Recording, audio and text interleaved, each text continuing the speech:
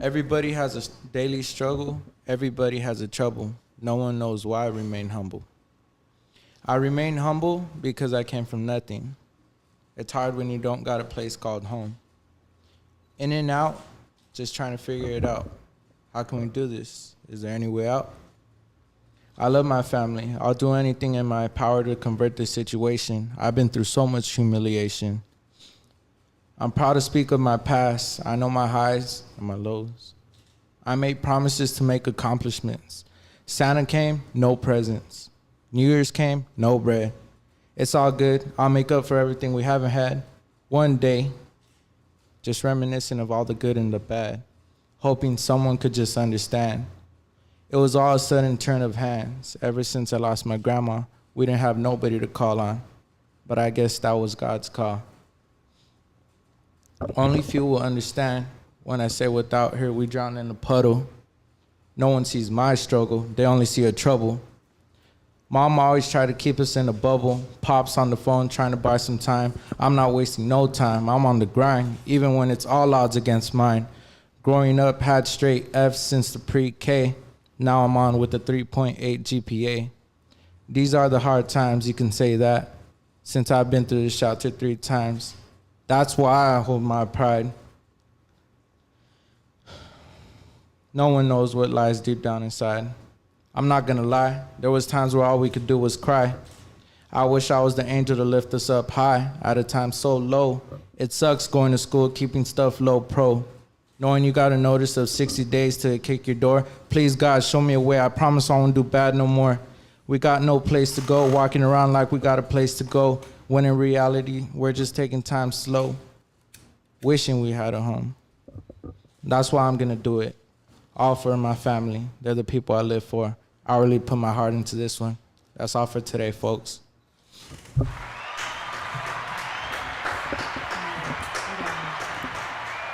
That was amazing, bro. I mean, very,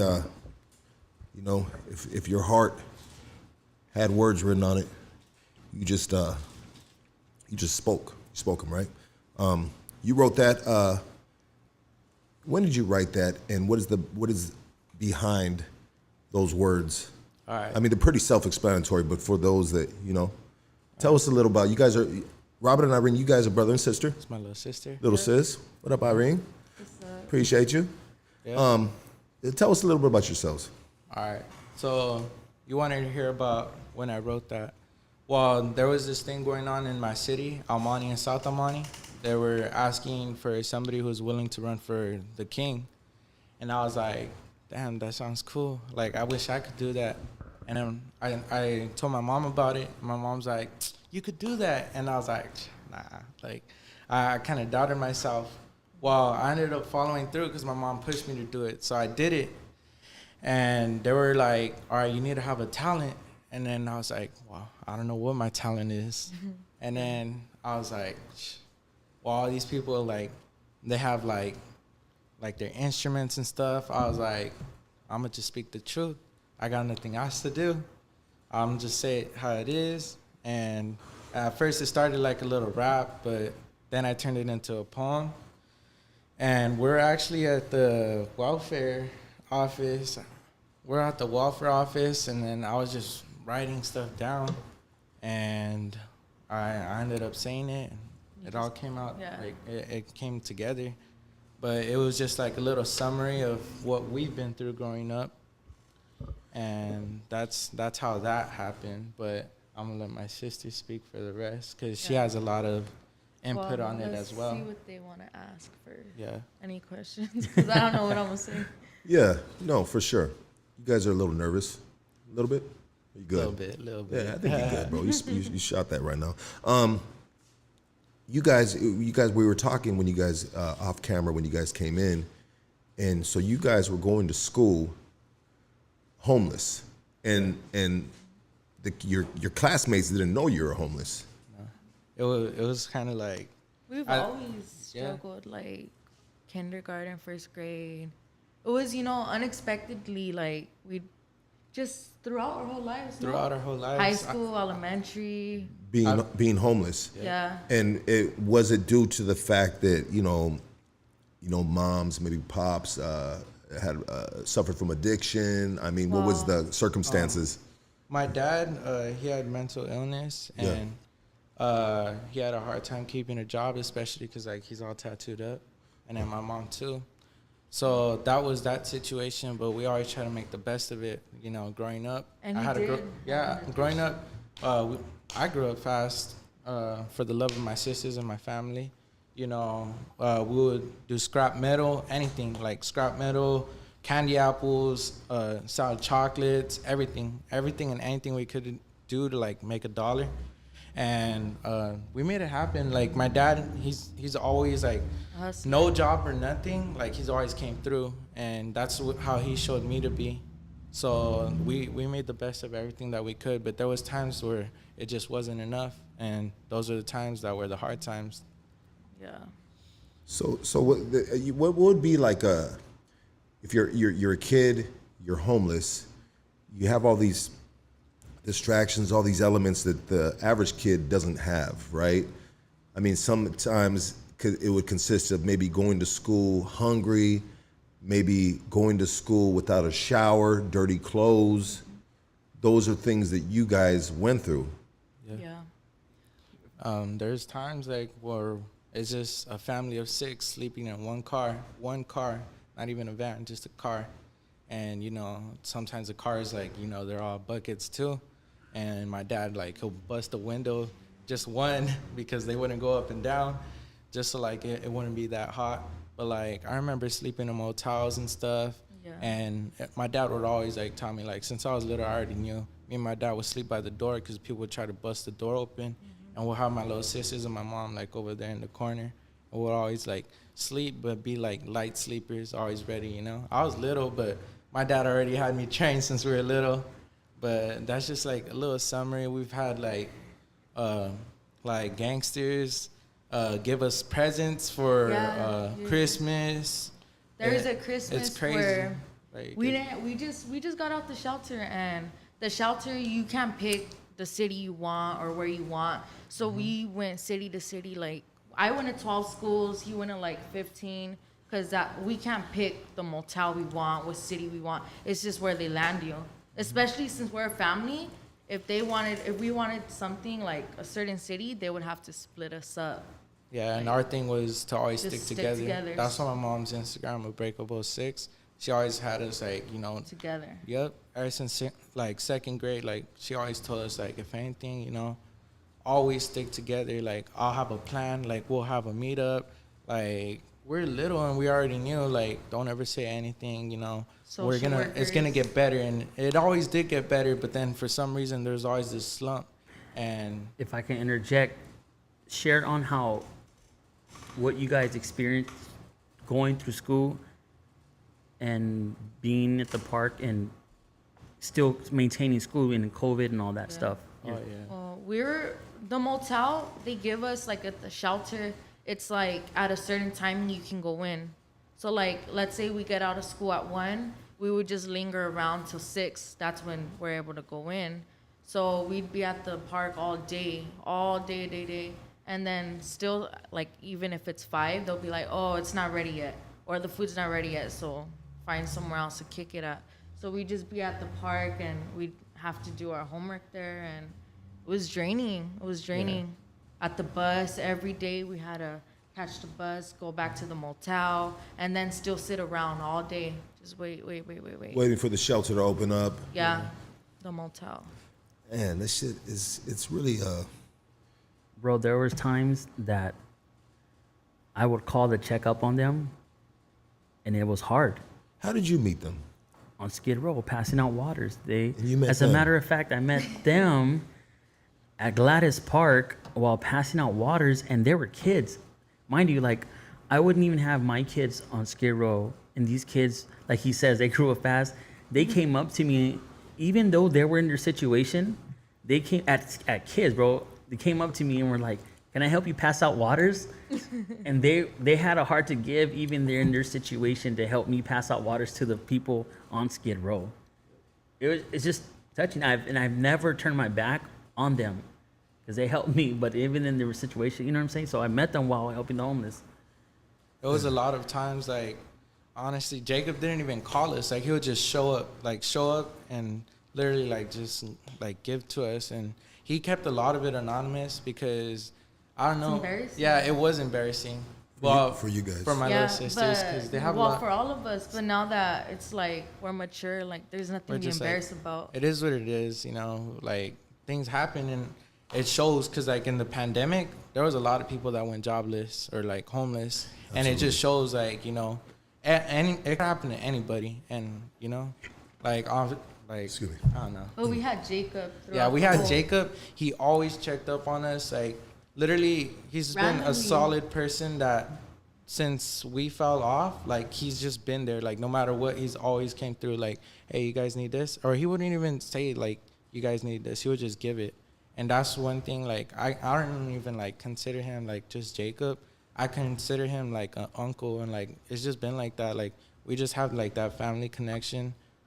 Like, he's just, it's different. Like, he's just been a blessing, a real blessing.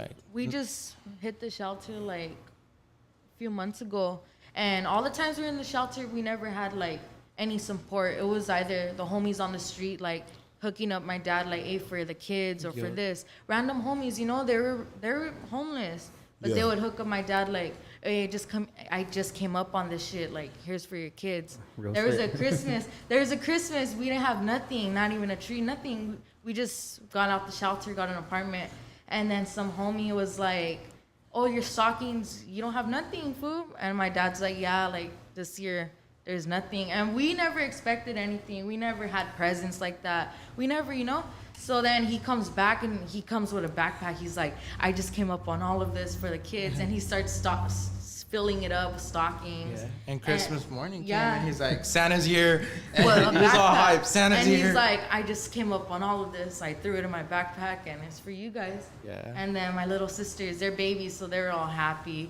But we were just like, whatever, like, thank you. Like, that's just family. Like, people on the street show you so much love that's why we have so much love for everyone. It's just like, it's always the people you would least expect that do things, and it's homies, just crazy. A lot of homies, like, they can look all hard or whatever, but they're down for us, huh?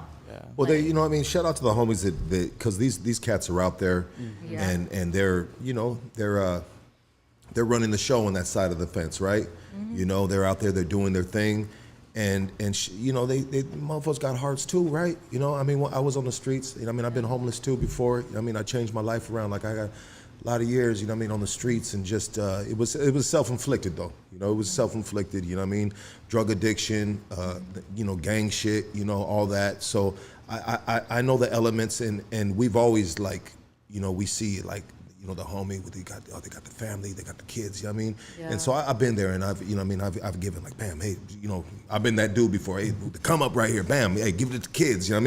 And so I feel that, but I was never the kid, like, I was fortunate enough to have a roof over my head, growing up, unlike yourselves, And it's actually just, now that I'm in a different level in my life, it's really hard for me to just, like, it's not hard for me, but just having you guys in front of me and just wrapping my head around it and just thinking about it as you guys talk, man, it's just really, like, just fucked up, And I really feel you guys' pain, man. And when you guys are in front of me, man, I feel almost like a little emotional about it, hearing you guys talk, Because that shit, that shit hurts me, that you guys had to go through that,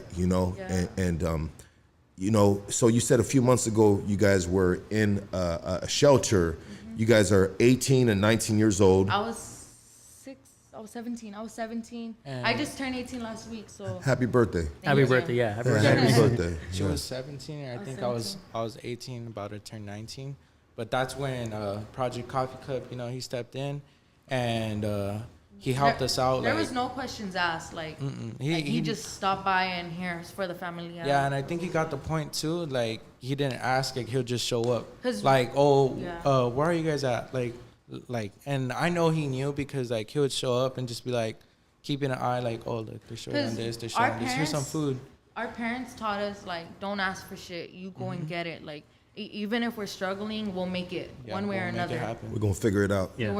Exactly. So my mom would be like, you know what? Don't tell him anything. It's not his problem. Like, we're gonna figure it out. That pride, still we've holding on always- to that pride, Yeah, regardless of how low you are. You know what I mean? We'll make it Yeah. through. You still That was got always, you. we'll make it Yeah. through. You still got that pride. You know. She was like, we thugged it out before. We can do it again. It's no big deal.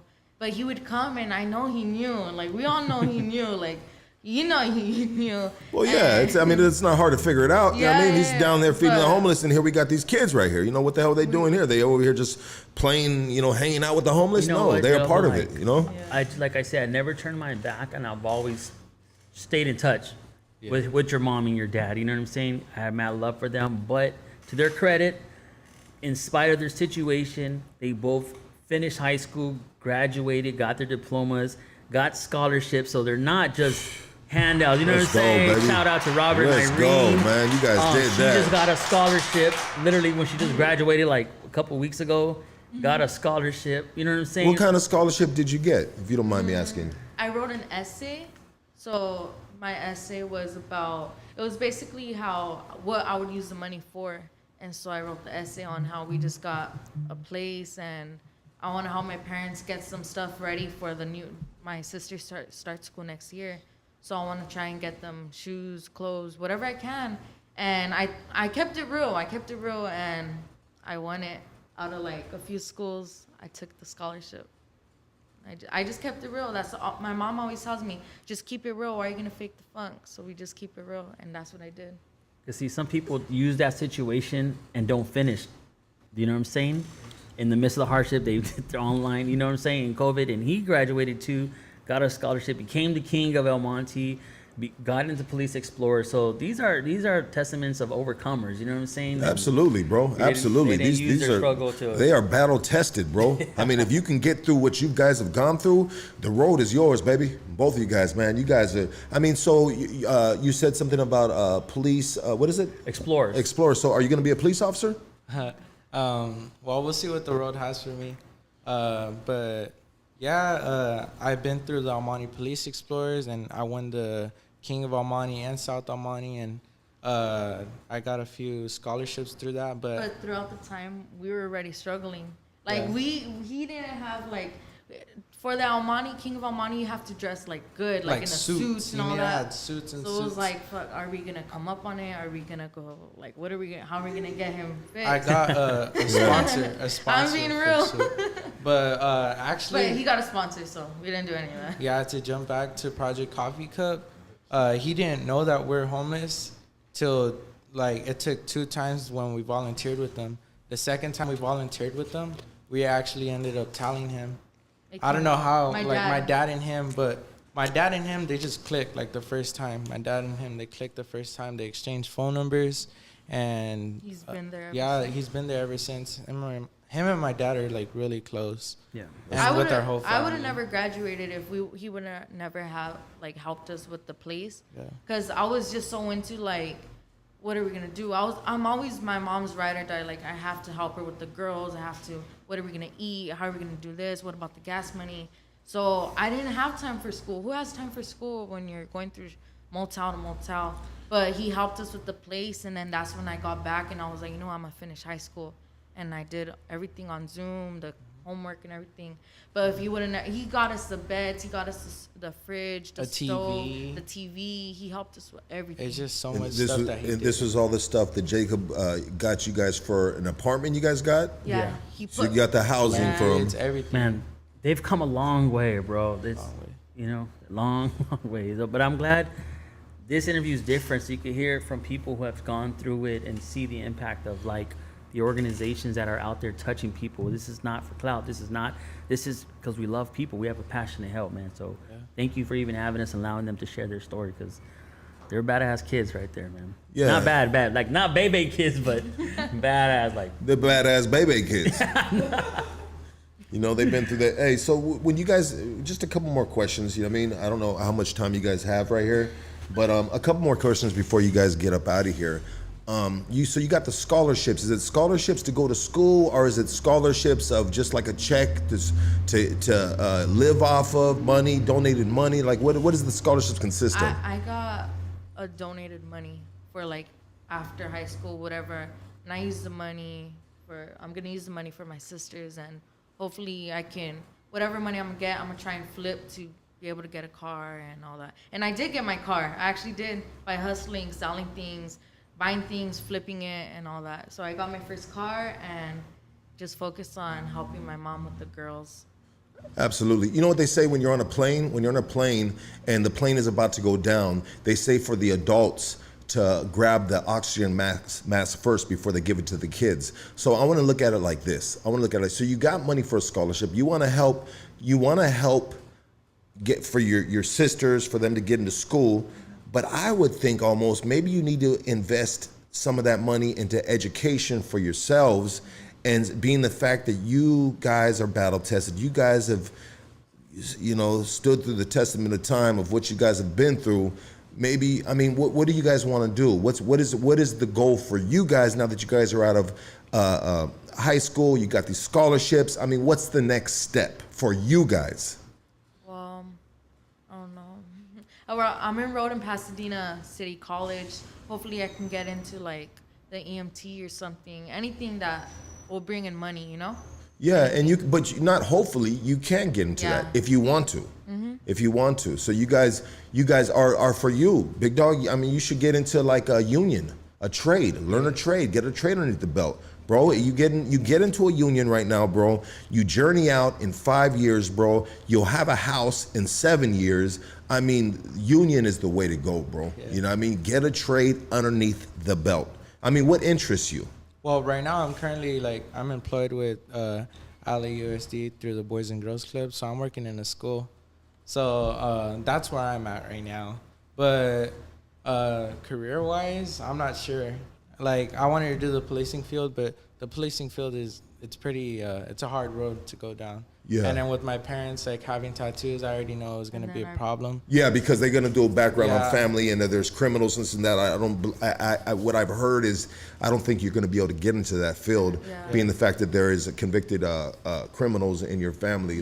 Like my kids wouldn't be able to because of me. You know what I mean? But you should really think about your guys' next step. Being the fact that it seems like you guys are going to be the breadwinners. You guys are coming out that stable, strong. You guys, you need education is king. It took me a long time when I turned my life around. I'm 44 right now. I didn't turn my life around until like my late 30s, and so I'm still on my road to redemption or whatever you want to call it.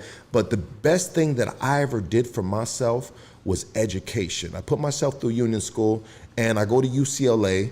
And by me educating my mind, it helped me repair all the stuff that I had been through. It helped me to maneuver. The more you educate yourself, the brain is a muscle, right? And it will help you maneuver through life and make better decisions than, your parents and so on and so forth, if you get what I'm saying. Education is king, my G. Education is king. So I would suggest you guys get into some type of trade school, something like that. Like you said, EMT, you can do nurse, you can do dental assistant, just something like what is it called, a vocational, something you can have no matter what. You always have this certificate. This is what you do, electrician, plumber, whatever it might be, bro. You know what I mean? Yeah. And then, and after that, you can try out different things, different endeavors, if you don't like that, but you're always something to fall back on, and that's what's been good for me as an electrician in the local 11 IBW. But you guys, I appreciate you guys so much for coming through. I know people are asking how can they donate.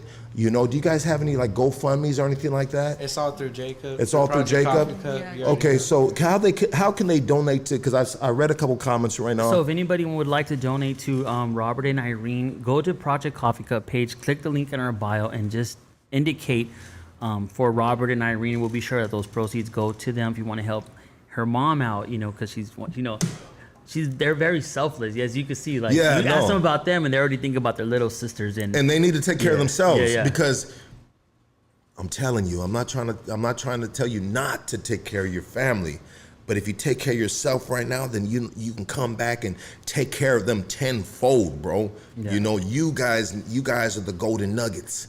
The diamonds in the rough. But if anybody would like to donate to them, send me a direct message, and then I'll share their information, and it can go directly to them. So just send me a direct message on Project Coffee Cup, DM Project Coffee Cup, about Robert and Irene. Shout out to their parents, Joe, Big Shorty, Justine. What's your sister's name? Heaven. Justine and Heaven. Yeah, Heaven. This is the little brothers and sisters. Can I give one? Can I shout out my team? Yeah, absolutely. But no, I want to. Yeah. I mean, hold on real quick. Yeah.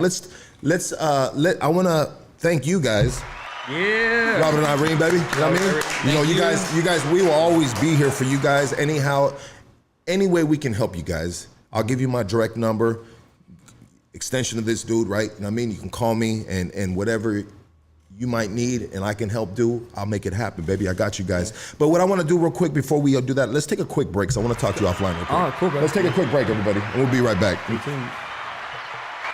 Let's see, overlay, baby.